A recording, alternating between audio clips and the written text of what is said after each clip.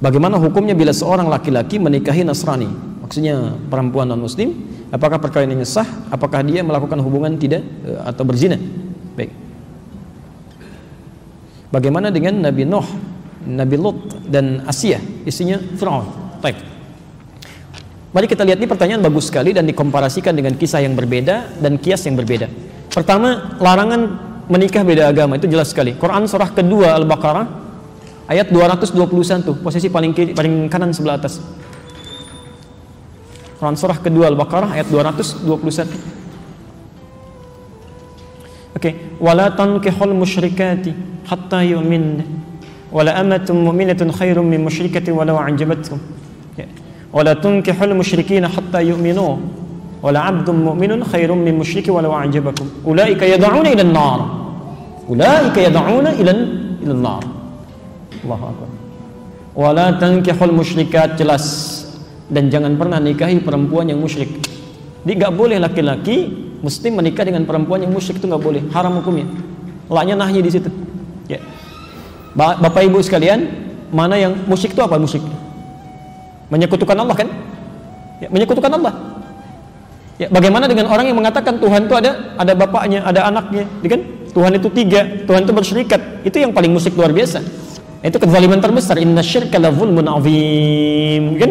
Makanya kata Ibnu Abbas, tidak ada kemusyrikan paling besar, kezaliman paling besar di samping yang mengatakan Tuhan punya anak. Oke.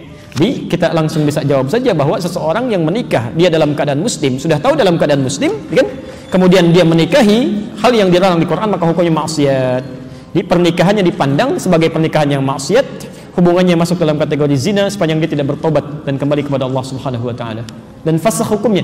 Kalau diketahui dia harus dipisahkan. Ya. Kalau perempuan, hati-hati. Bahasa Qur'annya wala tunkihu, jangan dinikahkan. Artinya kalau ada anak perempuan menikah dengan non muslim, kemudian terjadi pernikahan, bahkan bapaknya yang menikahkan, misal, atau ridha saja, itu bukan cuma anaknya yang dosa, orang tuanya ikut dosa. Ikut dosa. Karena beban dari perempuan itu yang menikahkan walinya. Jelas ya? Itu walinya, hati-hati ya, hati-hati. Adapun kasus dengan Nabi Nuh itu berbeda, lain halnya. Ya, beda. Anda harus bedakan antara muslim dengan muslimah yang bermaksiat. Lain gitu kan? Ya. Nabi Nuh dalam keadaan muslim, dia berislam dengan baik, dalam keadaan sebelumnya sudah berumah tangga. Ya, diangkat mendapat hidayah, diangkat ditetapkan sebagai seorang rasul. Ya. Sama, Nabi Muhammad SAW itu kan hanif sebelumnya. Khadijah juga demikian. Ketika Nabi Muhammad diangkat sebagai seorang rasul, ditetapkan, ngajak istrinya kan berdakwah. Itu sudah berumah tangga, sudah hanif sebelumnya. Maka diajak mau ikut. Nabi Ibrahim ketika menemukan Allah, tadinya kan mencari, lihat matahari, lihat bulan, lihat sana sini, gitu kan? Sampai menemukan Allah, diajak istrinya beriman. Nabi Nuh juga dalam keadaan demikian, mendapatkan risalah, beriman, diajak istrinya. Ya? Ketika tidak mau dia beriman, bahkan anaknya tidak mau, Quran turun mengatakan innahu laysa min ahlik, dia bukan keluargamu. Selesai. Pisah di situ. Tapi berarti dakwah berjalan. Ya. Sama dengan Asiyah kan? Asiyah dengan Fir'aun sudah berumah tangga sebelumnya. Ya, ketika Musa diutus didakwahi, Asiyahnya beriman, Fir'aunnya tidak. Ya kan? Cuma dia menyembunyikan imannya untuk berdakwah kan? Dia ajak dan sebagainya. Ya, itu poinnya. Itu poinnya. Tapi kalau misalnya seseorang sudah beriman sebelumnya, sudah muslim, ya, dan dalam keadaan belum menikah, tidak boleh menikah dengan pasangan yang bukan muslim, itu tidak seiman. Dosa hukumnya. Dan bahkan, maaf bahasa Qur'annya, ulaika yad'una ilan nar, nanti banyak madaratnya yang mengajak pada neraka. Hubungannya sudah salah, pandangannya sudah keliru, semuanya zina aja. Ya, haram gitu kan? Dan sebagainya. Dan segala perangkat kehidupannya akan kacau, nggak akan enak tuh. Nggak akan enak, ya. Tidak ada kemunafikan terbesar kecuali di satu tempat, mohon maaf ya, satu tempat ibadah pada Tuhan yang berbeda, tapi sama-sama saling mengingkari. Ya kan? Kita toleransi aja, nggak apa-apa, kamu ibadah di sini, saya di sini, kamu kamar sini, saya kamar sini. Tapi ketika berdoa di sini mengingkari, ya, yang itu nggak benar, ini yang benar. Ini mengatakan itu nggak benar, ini yang benar. Nggak akan maslahat kehidupannya. Ya. Makanya kata Buya Hamka dulu, sesungguhnya orang-orang, maaf, yang terjebak dengan kemunafikan tingkat tinggi, yaitu orang yang hadir pada ibadah agama umat lain. Itu hipokrit paling tinggi kata beliau. Karena dia datang pada satu acara, hatinya mengingkari. Kok bisa hati orang mengingkari datang pada satu tempat yang ada? Ya. Anda diundang ke satu tempat, tapi Anda nggak suka dengan acaranya, segalanya Anda ingkari itu, tapi Anda hadir di situ, kan aneh itu. Ya. Itu paling aneh. Ya. Makanya pendiri Nahdlatul Ulama, Kiai Haji Muhammad Hashim Asy'ari, itu pernah menulis kitab Beliau punya 19 kitab. 19 kitab. Dari 19 kitab ini, kitab keduanya namanya judulnya Risalah Ahlus Sunnah wal Jamaah. Halaman ke-14, paragraf yang pertama bagi 1 sampai dengan 4. Posisi paling kanan sebelah atas.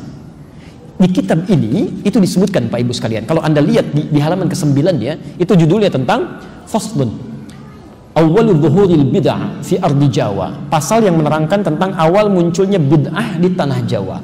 Bid'ah yang dimaksudkan bukan bid'ah fikih, bukan, tapi akidah. Jadi aliran sesat. Ya, aliran sesat. Kata beliau, "Wantisyaruha fi ardi Jawa wal mubtadi'ina fiha." Dan penyebarannya di tanah Jawa, di pelosok Jawa, dan orang-orangnya, tokoh-tokohnya.